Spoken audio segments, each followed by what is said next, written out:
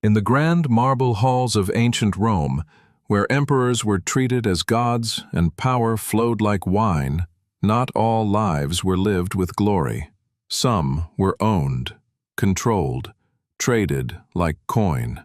And among the most silenced of all were the male concubines. Their stories were never meant to be remembered, but today we're going to remember them. Rome was an empire built on hierarchy, military might at the top, slaves and outsiders crushed beneath its heels. In this society, your identity was not your own, and it was defined by your class, your role, and your usefulness. Sex in ancient Rome wasn't seen through the lens of love or morality. It was about status, dominance, and power. A Roman man's masculinity was upheld not by whom he desired, but by the role he played. The man who penetrated, politically, sexually, militarily, was strong. The one who was penetrated, especially as an adult male, he was seen as weak, feminine, submissive. And in Rome, there was no greater shame than surrendering power. To be a male concubine in Rome was to live at the crossroads of pleasure and pain. Many were slaves, captured in war, purchased from foreign lands, or sold by desperate families. Others were former citizens, stripped of their rights and reduced to objects of desire by powerful elites. They lived not as lovers, but as possessions, trained to entertain, to obey, and most disturbingly, to never say no. Their roles varied. Some served as bed slaves to noblemen or emperors.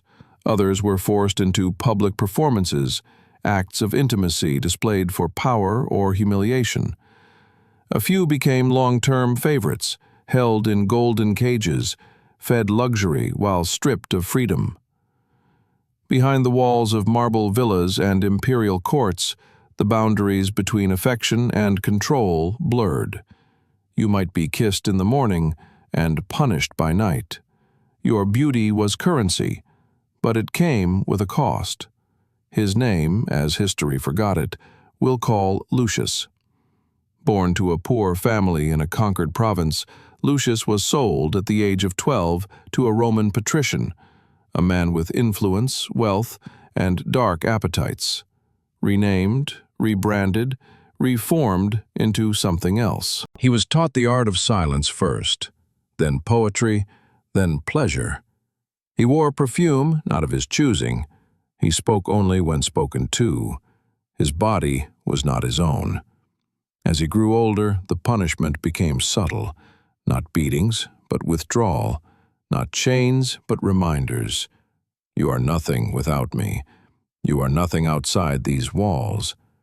He wasn't allowed to love. He wasn't even allowed to age. And when the Roman grew bored, Lucius was passed to another, then another. Roman society drew clear lines. Men must dominate, women must submit. Anything outside this binary was deviant, dangerous, disposable. But what happened when men like emperors, symbols of absolute dominance, desired submission? Julius Caesar was once ridiculed for being every woman's man and every man's woman.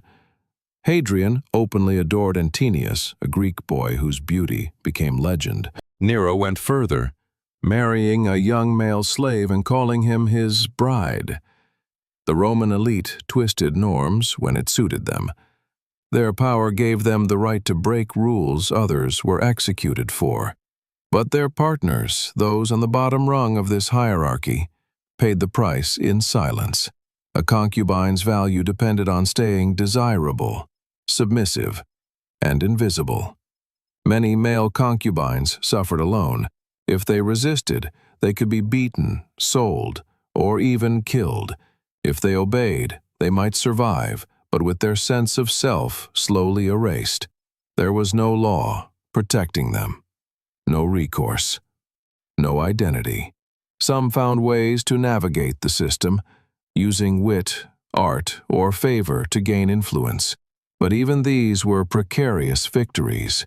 They were guests in another man's power, never the masters of their own. In public, Rome worshipped dominance, but in private, its rulers lived tangled emotional lives.